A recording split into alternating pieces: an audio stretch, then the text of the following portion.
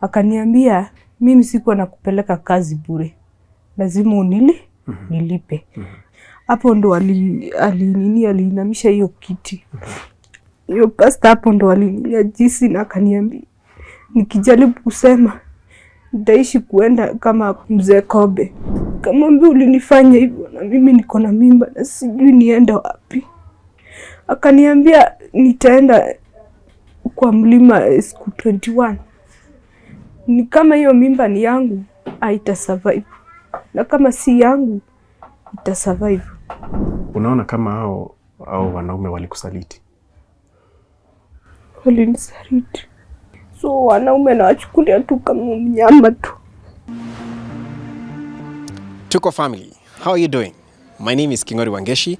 Na hii leo episode ya My Story imenipeleka pahali panaitwa Kamba, Githongori, Kiambu County.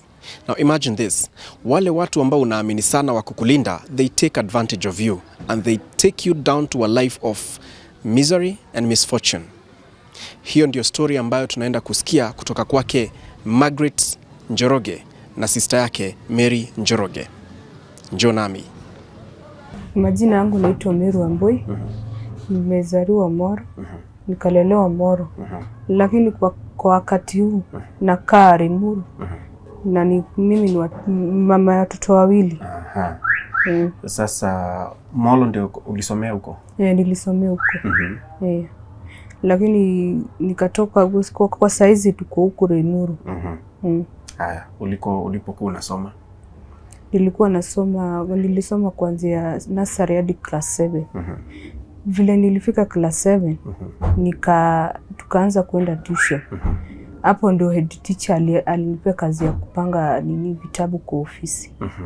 Sasa mimi nilikuwa na make sure Saturday nikirudi tuition naenda kwa ofisi napanga vitabu. Sasa Saturday moja alikaniambia usiende nyumbani kama wale watoto wengine. Baki ukifanya kazi yako kupanga vitabu. Mimi sikumshuku kitu mbaya juu unaona ni mwalimu. Sasa mimi ikabidi niachwe, wale wengine wakaenda home. Mimi nikaenda kwa ofisi. Mimi nikaanza kupanga vitabu zangu. Mimi nilikuwa nikipanga vitabu nikastukia tu mtu ameingia. Akaniambia, nikamuuliza mbona umefunga mlango? Akaniambia hakuna kitu mbaya. Sasa mimi hata sikumshuku, hata sikushughulika. Nikaendelea na kazi yangu. Vile nilianza kupanga vitabu ndo nilistukia mtu amenishika. Na hiyo kiwango nilikuwa mdogo, singeweza kung'ang'ana na yule mwanaume. Juu alikuwa ni mtu, alikuwa na nguvu. Sasa hapo ndo alininyajisi. Na akaniambia nikisema ataniua. Sasa mimi sikuwa na hiyo akili ya kusema ati naweza enda niambie mama yangu anisaidie. Sasa ikabidi tu nikae hivyo. Sasa vile nilitoka kwa hiyo ofisi nilienda nilikuwa nimeumia. Hata nilikuwa na bleed. So ikabidi niende hadi home. Vile nilifika home ndo mama akaniuliza mbona umechelewa? Nikamwambia, nikienda kumwambia vile head teacher amenifanya, nikaogopa. Ikabidi tu ninyamaze na hiyo kitu. Mimi tukakaa na mama, lakini mama anashuku kuna kitu imenihapenia. So hakushughulika. Mimi ndo nikaanza kukaa, tukakaa. Bado tu hadi nikaanza kuogopa kuenda tuition. Lakini mama ananiuliza mbona uendi tuition? Mimi ikabidi tu ninyamaze, hakuna kitu namwambia. Sasa after wiki kadhaa hivyo 2 ndo nilianza kuharibikiwa, kutabika. Mama akanichukua akanipeleka hosi juu hata sikuwa najisikia. Akanipeleka hosi, kupeleka hosi ndo tulipata daktari, akanipima. Akaita mama yangu akamwambia msichana wako ni mjamzito. Sasa mimi naogopa juu ninaona obvious kulingana na venye mimi na baby nikaanza kurudisha memory. Nikasema maybe ule mwanaume alininyajisi, nimeshika mimba. Sasa mimi nilikuwa nimekaa hapo ndo nilisikia mama amekuja akaniambia tuende home. Kufika home, mama akaniuliza hiyo mimba ni ya nani? Nikaogopa kumwambia. Akaniambia usiponiambia sasa hiyo itakuwa shida. Itabidi tu sasa anani insist nimwambie. nikaona tu nimwambie, nikamwambia mimi ile siku yenye uliniuliza mbona nimechelewa na shule, hapo ndo head teacher alininyajisi na hiyo mimba ni ya head teacher.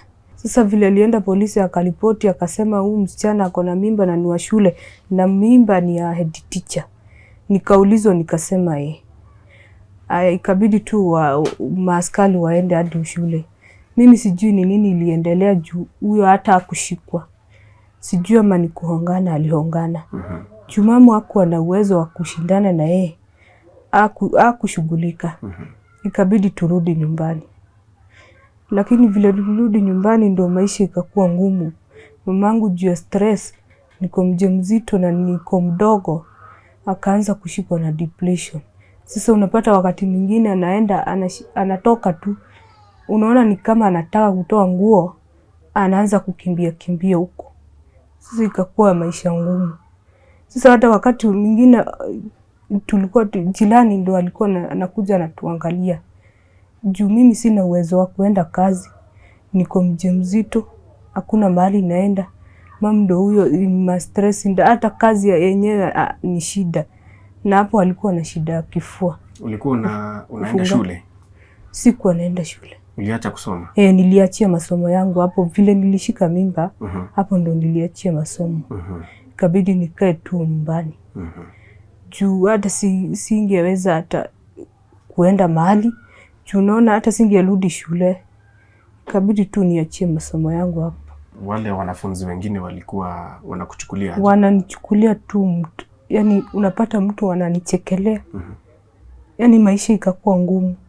Na hata ukipatana na mtu anakusemea ati ulilala na head teacher lakini sikupenda kwako. Sasa hata siku anaenda mahali, nilikuwa tu nakaa hapo. Mama anaenda kibarua. Mara unapata hata hiyo kibarua ni ngumu, juu aliyekuwa anafuria watu nguo. Mara unapata mtu anaenda kuomba mtu, juu hata story yetu jina yangu iliharibika hapo. Kulingana na venye ilienea ikaribika, hata mama akienda kuomba kazi hakuwa anapewa. Sasa maisha ikakuwa ngumu. Hapo ndo mimi nikapewa mtoto wangu vizuri. Nikamzaa. Ndo ikabidi tu tung'ang'ane na hiyo maisha.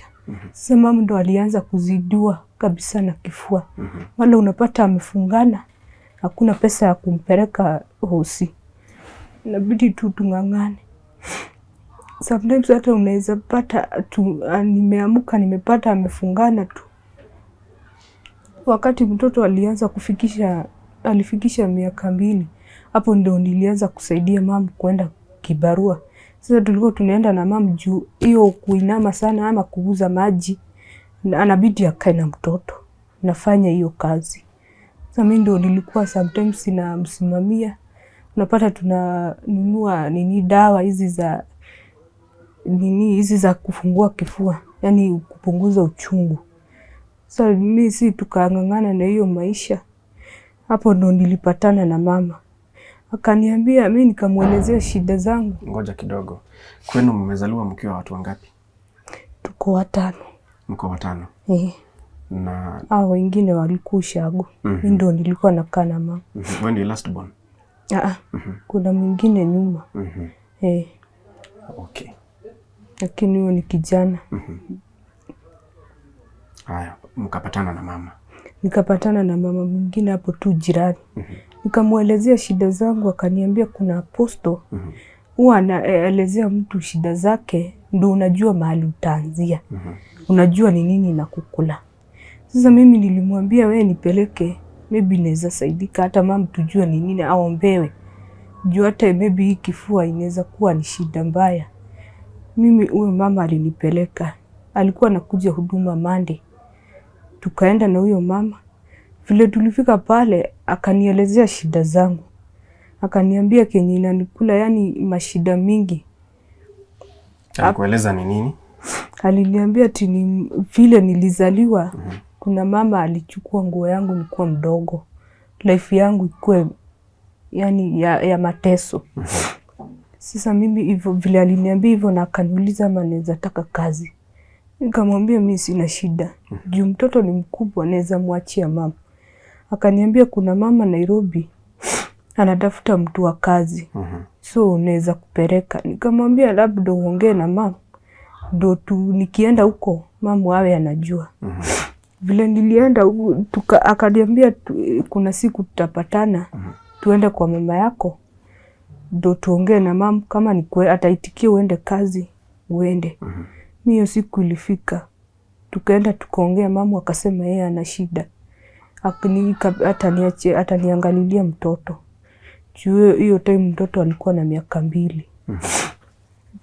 Mimi ikabidi tu nijipange nielekee safari tu ya kwenda Nairobi. Vile nilifika hiyo Nairobi nilipata huyo mama, tulikuwa na huyo Apostle. Kwa hivyo ulipata kazi? Nimepata kazi sasa, nimeenda. Nimeachia mama mtoto. Vile nilifika huko nikapata huyo mama akaniambia, wewe fanya hivi, kuja nikuonyeshe bedroom yenye utakuwa ukilala. Akaniambia uweke bag hapo, uende bafu uoge. Sasa mimi vile nilienda bafu niliwaacha pale na ule Apostle. Mimi kutoka bafu nikapata Apostle ameenda. Nikamuuliza, kweli Apostle ameenda? Akaniambia yeye ameenda, wewe usikuwa na shaka, wewe tuka huko. Kazi umepata, utakuwa ukifanya kazi. Mimi sikushughulika juu mimi nilikuwa na haja na kazi. Kabidi tu nikae, nikamaliza mwezi moja, alikuwa ananilipa 3,000. Sasa mimi kulingana na venye nilikuwa nimeacha mama, nikabidi nimtumie zote, hata sikubakisha kitu. Sasa mimi nikamtumia zote, akalipa nyumba, mimi sijui ama alilipa. Juu mimi kulingana na venye nilikuwa nimemwacha hakuwa amelipa nyumba. So mimi nikamtumia zote. Nikakaa. After hii mwezi ingine ndo akaanza kunifanyia madharau. Kunifanyisha kazi ngumu. Ananiambia nikae yani nifanye kazi 1 hour, 24 hours. Bila kulala? Na akipata nimelala ananimwagilia maji. Ananimwagilia maji. Kitchen. Nilikuwa nalala kitchen. Alikuwa amekupeleka kwa bedroom? Na alinitoa bedroom, akanipeleka kitchen. Sasa mimi hapo ndo nilikuwa natandika shuka. Nalala.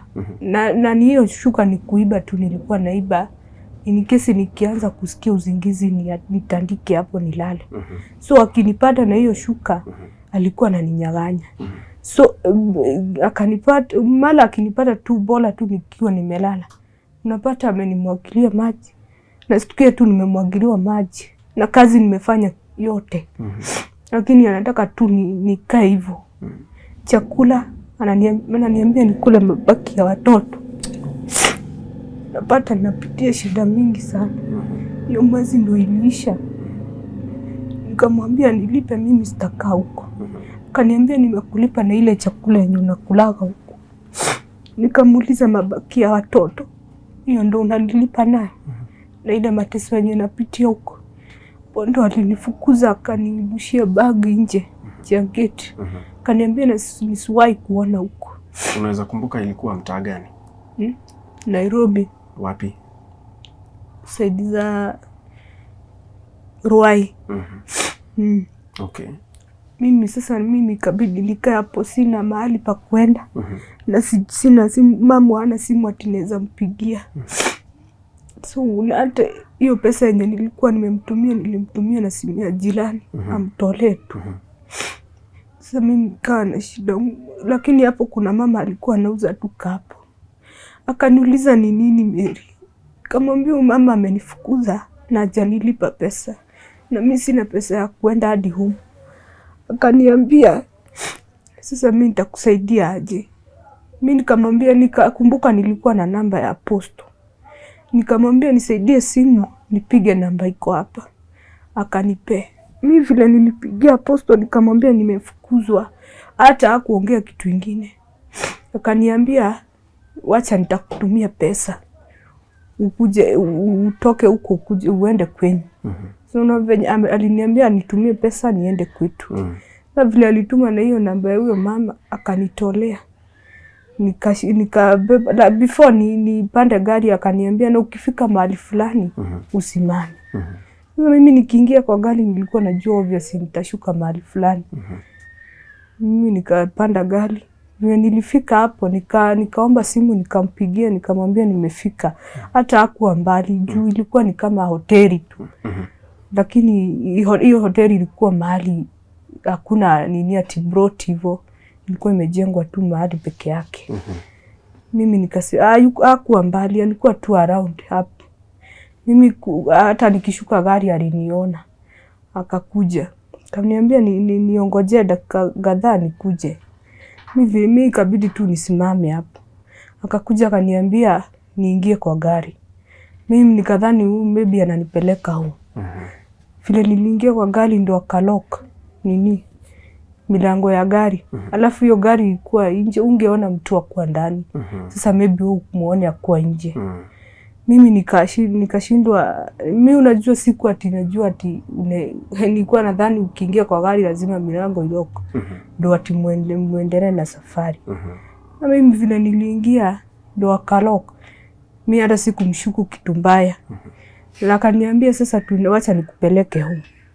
Mimi nikamwambia ni sawa. Leo kushika na barabara na rami. Sasa ulikaa hapo mbele ama nyuma? Nilikaa nyuma.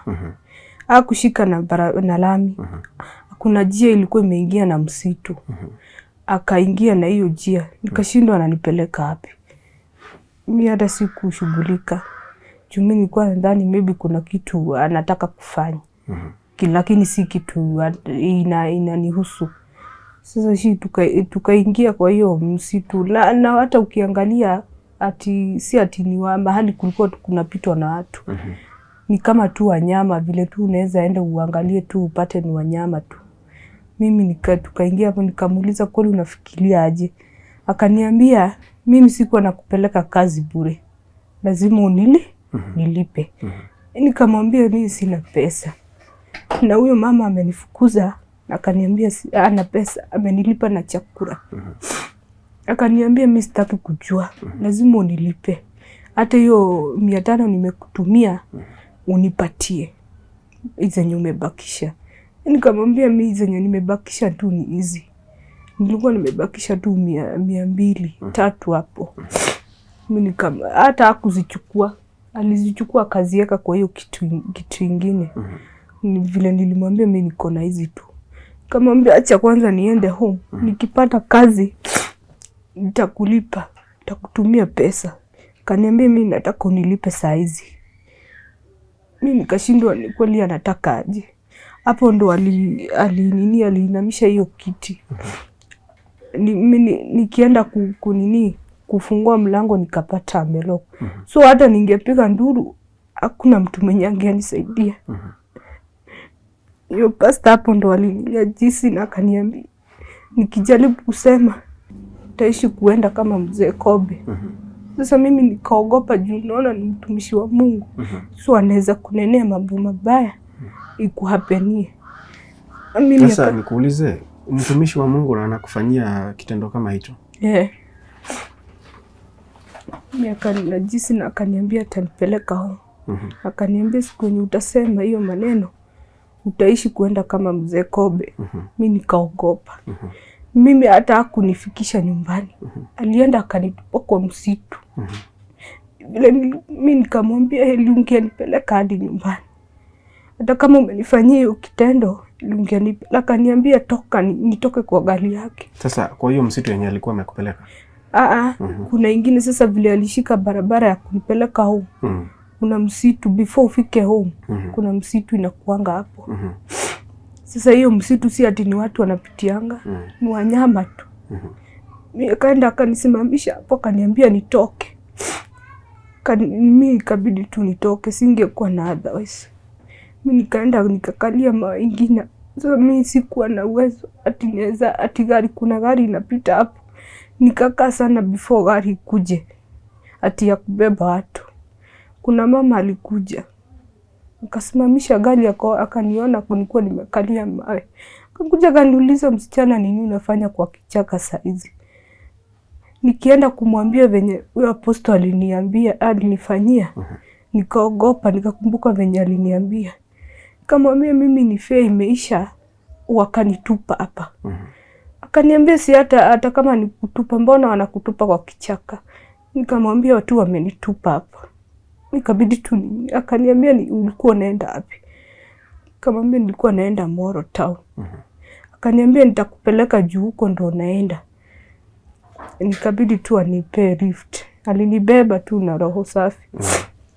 Akaenda akanifikisha town. Vile nilifika town sasa mimi nikashindwa nitaenda kuambia mamu aje. Mamu ndo stress. Nikimwambia ati vile Apostle amenifanyia, mamu atakuwa na shida mingi. Sasa ilibidi tu ninyamaze. Na hiyo siri. Mimi kukaa nikapata hata mamu nyumba huyo mama nyumba Radroad anamsumbua na nilimpata hapo. Anataka nini pesa ya hiyo mwezi. Sasa ikabidi huyo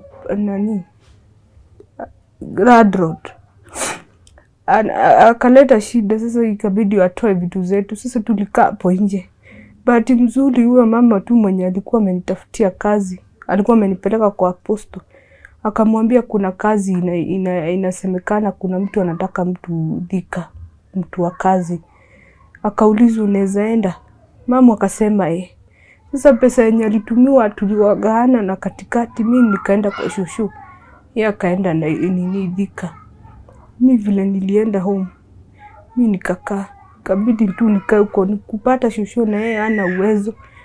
Ni mtu hata unapata anaumwa na mwili. Unapata hata watoto wetu wako na shida bado. Ikabidi tukae huko. Mimi ndo nilianza kuharibiwa na mwili, kugonjeka. Stress mingi. Mimi vile nilienda hospitali nikakumbuka maybe ule vile alinifanya, maybe nimeshika mimba.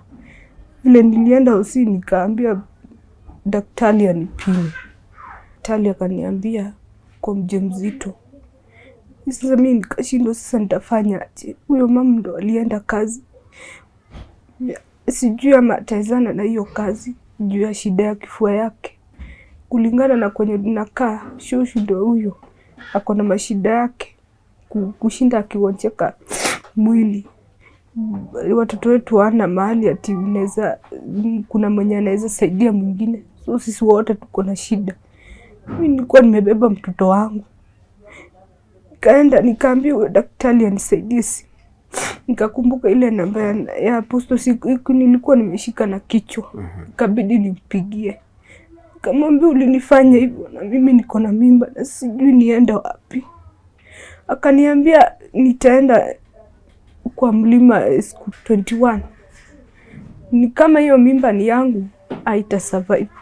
Na kama si yangu, ita survive. Sasa nikashindwa ameniambia aje.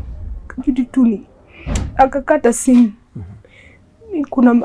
Kuna mto mahali hapo kwenye nilikuwa napitia, kulikuwa na mto. Vile nilifika hapo nikashindwa sasa nijitoe uhai hapa nifanye nini juu ya mashida venye imekuwa mingi. Mtoto ndio huyo. Na sasa uko na mimba ya pili. Yani niko na mimba ingine. Na hii mimba hata si ati mtu tunajuana naye, yani na unapatana na mtoto anakuja anakule. Mimi nilikuwa nataka kujulisha kwa hiyo. Kuna mama alikuwa anapitia hapo akakuja akanishika na hapa nyuma. Kaniuliza msichana ni nini unafanya? Nikamwelezea shida zangu, akaniambia usiwahi kubali kujitoa uhai. Hata kama unapitia shida gani, Mungu tu anajua sababu. Ukiona ukipitia shida, kuna ile Mungu amekuwekea. Sasa kaanza kunipa uvumilivu. Kaniambia na usikubali kukaa hapa. Beba huyu mtoto uende nyumbani. Vile nilifika nyumbani hata sikuwa naweza kukaa chini. Shida, stress. Shushu ananiuliza ni nini inanisumbua. Sikuwa nataka kumwambia nikikumbuka vile niliambiwa. So hakuna mwenye hata nikifika nyumbani nilipata mamu nikukuja anakuja. Amefukuzwa kwa kazi. Hawezani na kazi juu ya kifua. So huyo mama alimwambia atoke huko, hataki mtu mgonjwa. Sasa tukabidi tukae sisi hapo wote. Mimi hakuna mwenye alijua. Sasa ni hapo ndo nilianza kuhesabu hizo siku 21. Vile ziliisha ile mimba ilitoka. Ile mimba ilitoka. Na hapo ndo hata siku hakuna mwenye alijua ati mimba imetoka. Sijui ni nini. So hata nikishi mimba ikitoka hata mamu hapo.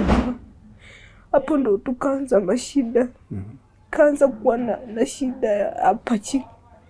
Na breed kila wakati. Mama ananiuliza ni nini shida. Lakini sitaki kumwambia. Unapata hata mtoto kinyonya ni shida. Unapata amefinyilika. Chakula hatukuli ya kushiba. Unapata yani hata story yetu si ni maskini. Hakuna mwenye anatusaidia. Ndo tuling'ang'ana tuna maisha. Mimi nikaenda ikabidi tu niende kazi. Hapo ndo nilitua kazi ya Naivasha. Kuna msichana rafiki yangu alikuwa anakaa Naivasha. Hapo ndo alinitia kazi, akaniambia mama anaweza fanya kazi. Sasa nilikuwa nikaenda ikabidi niache mtoto. Sasa nilikuwa nakaa kwa huyo msichana. Hapo ndo nilipatana na mwanaume tu. Kaniambia ataniona huyo mtoto wangu.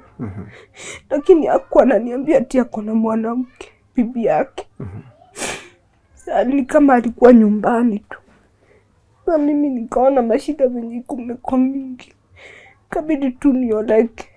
Nikaendea mtoto wangu. Sasa hata mama nilikuwa nimeoleka wako anajua nimeoleka. Lakini aliniuliza naenda wapi na mtoto. Kamwambia acha tu niende nikae naye huko nimesaidika. Nilikaa na huyo mwanaume. Hapo ndo nilijua ako na mwanamke. Ama bibi yake alikuwa ameenda nyumbani. Vile bibi yake alirudi hapo ndo akanifukuza. Mlikuwa mmekaa miezi mingapi ama miaka mingapi? Tulikuwa tumekaa naye miezi 3. Miezi 3 pekee? Anifukuza akaniambia bibi yake anarudi. Nikamwambia mbona umenifukuza? Mbona unidanganya una bibi? Sapo kaanza kukani kama ananitishia. Kaniambia siku yenye utaongea mambo yangu mbaya nitakumaliza. Sasa mimi ikabidi niogope, nikachukua mtoto wangu. Nikaondoka. Nikarudi kwa home. Nilirudi home nikapata mama ametoka huko. Ameenda Sidizari Muru. Na mimi ikabidi tu nikuje. Nikakuja kwa mama. Sasa hizi tunakaa Muru. Na hatuna uwezo. Mama sasa hata sijui kwenye yako. Alishikwa na depression akaenda tu, alisema ameenda Mombasa na tujui Mombasa ni wapi. Sasa hata simu wapigaki. Tujui ama ako hai ama ako aje. Haujui kwenye mamako yuko. Wakati mwingine unapata maisha ni ngumu. Unapata mtu hata hawezi kupea kazi juu kwa mjamzito. Unajaribu umulilie. Mtoto hata unaweza patana na mtu akwambie umuoshe tu tungu hapo akulipe. Unapata hata hatakulipa. Anakunyang'anya hizo pesa. Maisha inakuwa ngumu kabisa. Mtoto wangu hadi nasikianga vibaya saa zingine naona watoto wengine wanaenda shule. Mtoto ananiambia nipeleke shule na sina uwezo. Na saa mimi ni mjamzito. Sijui niende wapi. Na sasa hii mimba ni ya huyo kijana alikuwa amekuwa miezi 3. Ako Naivasha ama ako wapi? Ako Naivasha. Na sasa hapa mnaishi na nani? Hapa tunaishi na sister yangu. Vile alifukuzwa huko Mbonani. Akipata accident wa mama mko akamfukuza. Sasa hata hakukaa huko kwa shushu. Ndio aliona akienda hapo kwa shushu atampa stress. Nimeona pia mko na watoto. Ako na watoto. So mnaishi hapa? Ikabidi na yeye akuje na huku. Sasa kulingana na venye mama alishikwa na stress akaona sister yangu bwanake kufa. Na mimi ndo niko mjamzito. Alishikwa tu na stress juu kwenye yako saizi. Na hata piga simu. Sijui sai huyo ndo ananipea stress. Jua hata tujuko nyako anakuwa na shida ya kifua na fungani. Nyumba ndio hiyo hatujalipa. Radrodi anashinda hapa. Sasa nikuulize, haukuenda secondary school? Sikuenda. Na hujafanya kosi yoyote? Hapana. So ni kosi gani unaona kama inaweza kusaidia kwa maisha in case mtu aseme atasimama na wewe akupeleke ufanye kosi fulani ndio uweze kulea watoto? Ya kushona nguo. Ya kushona, hiyo uko sawa nayo? Naweza taka sai kulingana na venye mtoto wangu wako. Naweza penda tu mtu anisaidia, akuwa na roho ya kusaidia. Anisaidie huyu mtoto aende shule. Sai hata sina uwezo. Unapata mtu hata anakunyima kazi. Mimi ni mjamzito. Unapata hata mtu unaweza enda muombe kazi. Akufukuze tu akwambia ana kazi. Lakini unang'ang'ana vile huyu mtoto atakula. Maana unapata tunalala hivyo. Hatuna chakula. Na sasa Mary, nikuulize, vile ulipitia kwa mikono ya headmaster ambaye ulikuwa umemwamini kama mtu ambaye anaweza kulinda, ukapitia kwa Apostle, alikuwa pia mtu anafaa kukulinda, na huyu mwanaume ambaye alikuwa miezi mitatu, wanaume unawachukulia aje? Tia kwanza, mwanaume si mtu mzuri kulingana na venye nawachukulia, na sijaipatana ati na mwanaume anaweza niambia ati atanioa. So wanaume nawachukulia tu kama mnyama tu, mtu hawezi kusaidia. Sai siwezi amini mwanaume kulingana na hiyo maisha yenye nimepitia. Unaona kama hao wanaume walikusaliti? Walinisaliti. Na mnalala kwa hii nyumba na hii kitanda nimeona hapa chini? Nyinyi wote? Sisi wote. Hebu tuhesabie, wewe, sistako na watoto wake 3 na sasa wangu mmoja. Watu wazima 2 na watoto 4. Mnalala hapa? Na hapa ndio mnapikia? Tunapikia hapo. Okay. Mimi naitwa Margaret Wanjiru. Nimetoka Moro, lakini sasa tunaishi hapa Kamba. Nilikuwa nimeolewa Thika. Mzee wangu ulikuwa umeolewa for how long? Miaka ama miezi mingapi? Miaka 6. Miaka 6 kwa ndoa. Huyu kijana wangu mkubwa anaelekea miaka 7. Nimekaa, tulikuwa tunakaa vizuri na mzee wangu. Lakini ilifika mahali akapata accident venye alikufa. Ndio mamake naye akachukua maamuzi ya kunifukuza. Alinifukuza na watoto wote 2. Jua mmoja mdogo nilikuwa na mimba yake, sikuwa nimejifungua.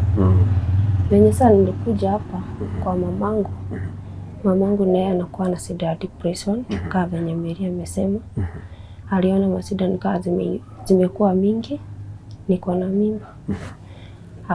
Sasa ndio mamangu atatujui kwenye alienda. Aliamka tu hivi, hata manguo zake ziko huko. Aliamka tu hivi akaenda. Sasa venye unatuona hapa, tunakaa tu kwa hii nyumba. Mimi ndio niende kibarua, nipate chakula, nikuje nilishe watoto. Kaa saa hii watoto hata waendi shule, wanakaa tu hivi. Unasikia mtoto ameamka asubuhi anakuambia mama, si univalishe uniform niende shule yenye fulani anaendaga, juu wanaona watoto wanaenda. Sasa inafika mahali mtu anasikia uchungu na sindo, sasa utasaidia aje huyu mtoto? Unabidi tu umwambie acha nitafute pesa.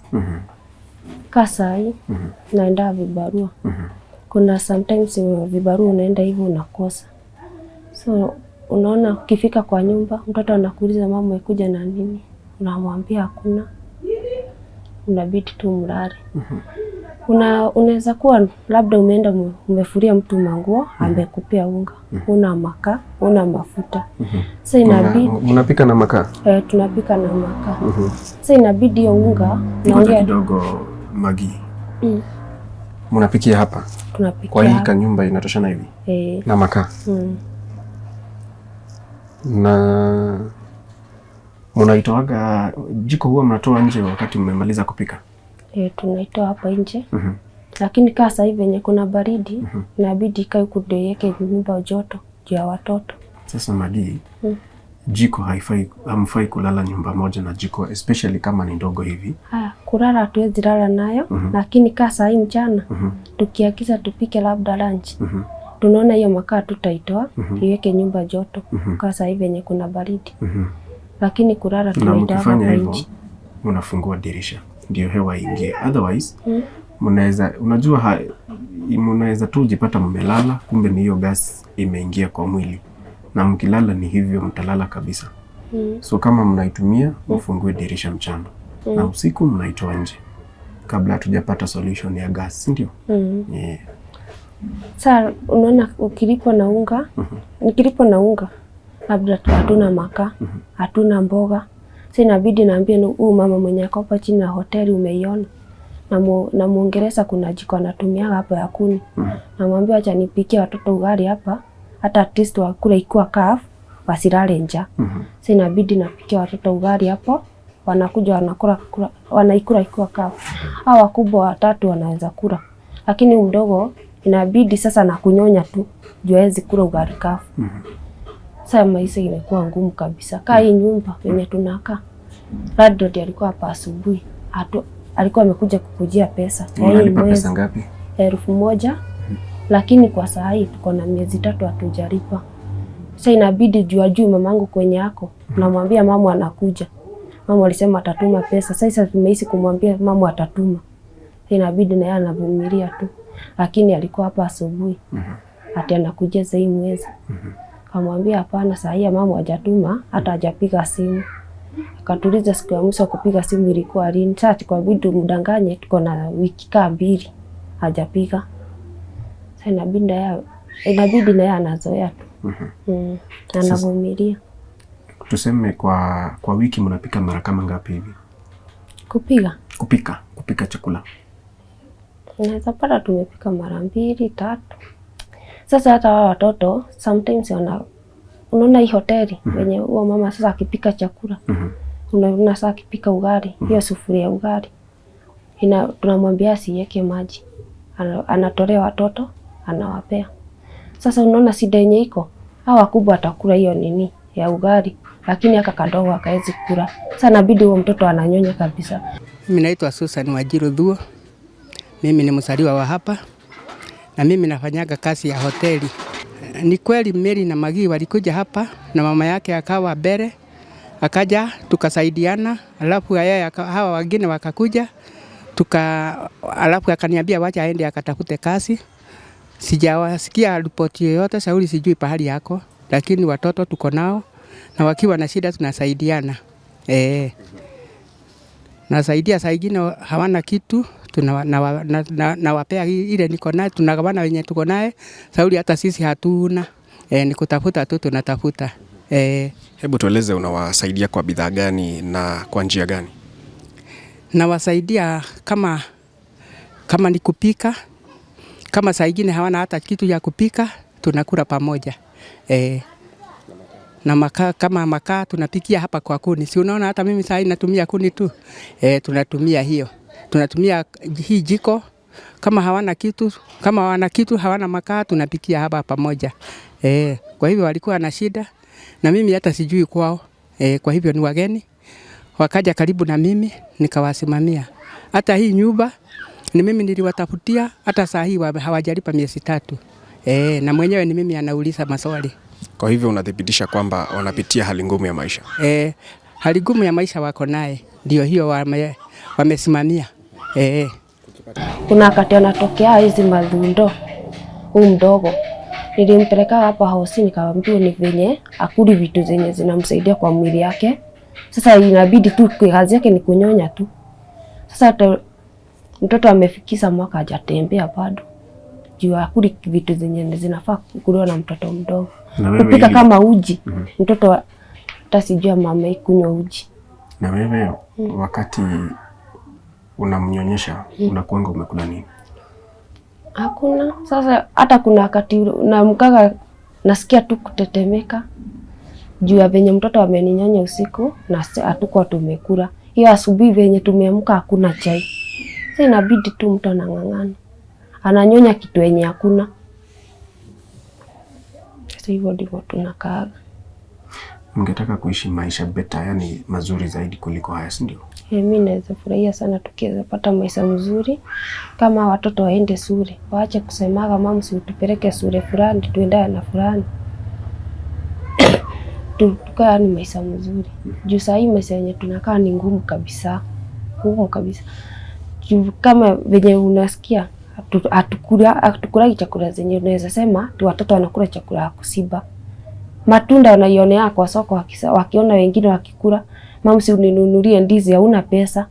Namwambia inabidi tu namwambia nitakununulia wewe kesho. Acha huyu akule mwenye ameona ndio nitakununulia kesho. Sasa hapa naona kipande cha sabuni. Kuna ingine after hii ama ni peke yake? Hata niko nimeomba huyu mama nifurie mtoto rongi. Unaona zipenye manguo zimejazana huku hakuna sabuni. Na kuoga mnaoga na nini? Kuoga inabidi unaoga maji tupu, na kama venye yaka kasabuni kako hapa, mtu anachukua anaoga nako. Maji huku ni kununua. Hiyo kama una hiyo 10 bob hakuna maji. Juu hakuna mwenye anaweza kupea. Labda hata sasa kunyeshe uchotelele, na hata hapo mahali pa kuchotelelea unachotelelea labda mtungi moja, mvua inakuwa imeisha nayo. Juu hata hakuna mahali ati pametoka maji ati unaweza chota, ni mabati yenye inamwagika. Hii kitanda ilitoka wapi? Hizi mbao, tuziite mbao. Tulizikutaga huku, juu mwenye alikuwa anaishi mbele. Huyu mama alituambia ati alikuwa anauza nini viatu. Sasa alikuwa anazitoa hapa nje, anaekelea viatu. Sasa venye alienda aliziacha tu huku. Venye tulikuja tukazipata hapa tukaekelea mattress. Wewe wakati ulikuwa umeolewa, ulikuwa unaishi maisha mazuri? Kabisa. Juu mzee wangu alikuwa anateke, yani alikuwa anatusaidia kabisa. Hata kama kulikuwa na ungumu alikuwa anatusaidia. Mzee wangu alikuwa ananisaidia kabisa. Sasa una feel namna gani kwamba ulitoka maisha ambayo ulikuwa mnajiweza, mnajikimu, ukakuja kulala kwa mbao?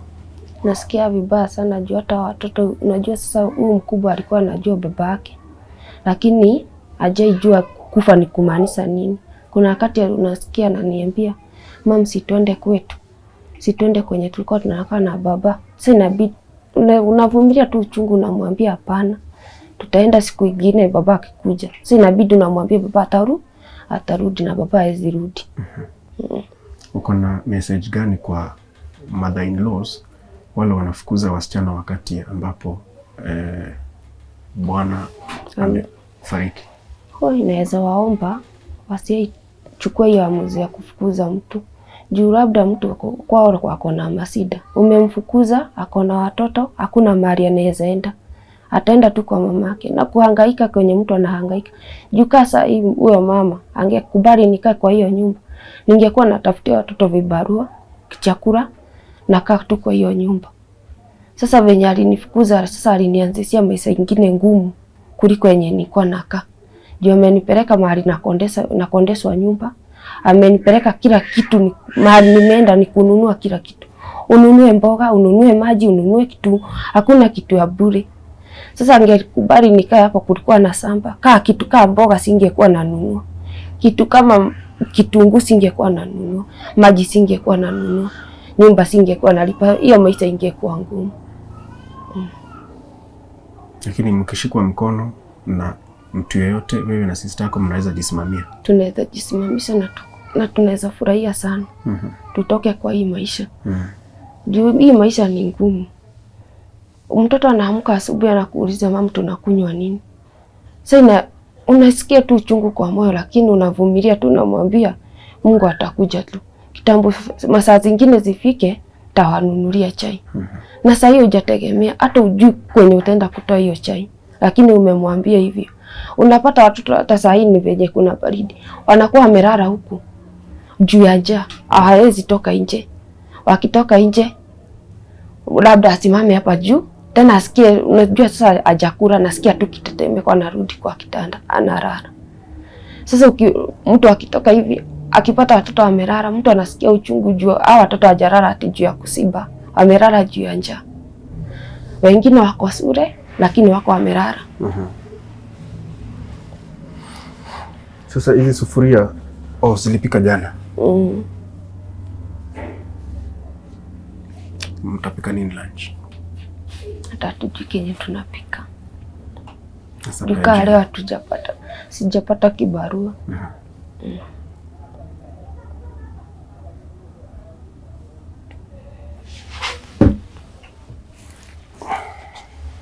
Tuko family.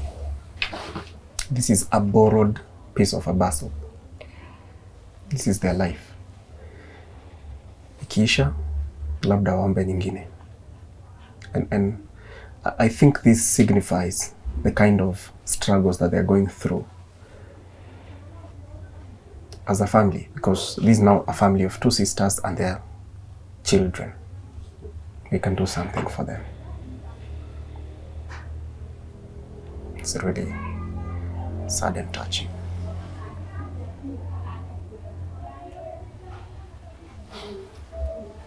Tupe namba yako ya simu. 07 57 74 53 85. Na wewe jina ni? Jina italeta Naomi Wangari. Maina. Au kuregister na jina yako? Sikuregister na ID yangu. Juu ID yangu ilipotea venye hiyo shida za huyo mzee wangu venye alikufa. Sasa nikifukuza ID yangu ilipotea na sikuwa nimeishika na kichwa. Hata sasa sijui venye nitaanzia ndio nipate hiyo ID. Sasa hiyo ni msichana mwingine aliniregister. Yenye sana natumia. Mary, tupe namba yako ya simu ambayo unaweza fikiwa nayo kwa mtu yote ambaye angetaka kusimama na wewe kwa njia yoyote. Ya simu 0707 28 94 66. Irudie tu. 0707 28 94 66. Taleta jina Mary Njoroge. Na hiyo ingine ni gani ya katikati? Mary Wamboi. Mary Wamboi Njoroge. Mary, niruhusu tu nikuulize. Ungetaka kuolewa tena? Siwezi taka. Hapo ndio picha ya wanaume imekufika? Ni kulingana na ile maisha nimepitia na wanaume. Si ati ni mwanaume anakuchukua kuoe na kuharibia tu maisha. Mimi siwezi taka kuolewa. Tokeza taka kunisaidia mtoto wangu asome, hii maisha yangu ibadilike. Naweza shukuru. Okay. Usikufe moyo Mary. Familia ya Tuko ni kubwa sana. Na tunashikana mikono ili wale ambao wako chini wanainuliwa na wale ambao wako na uwezo. Ndio. So usikufe moyo. Jitie nguvu. Na utatoboa kwa maisha. Ndio. Tuko family, hiyo ndio story ya maisha yao. Our 2 sisters, Mary Njoroge na Maggie Njoroge. Umejionea pahali wanapoishi na umesikia ambayo wamepitia. We are a family, tunasimama na wale ambao wamekwazika kimaisha. Ni wosia wangu ama ni hamu yangu tusimame na these 2 sisters. Just look at how they are living. We can do something. Even for a bed or even a better place for them to bring up their children. Some jobs that they can do so that they can sustain their families. They are now on their own. They don't even know where their mother is. And if you do, please get in touch with them. My name is Kingori Wangeshi. This has been my story right here on Tuko. Shukran.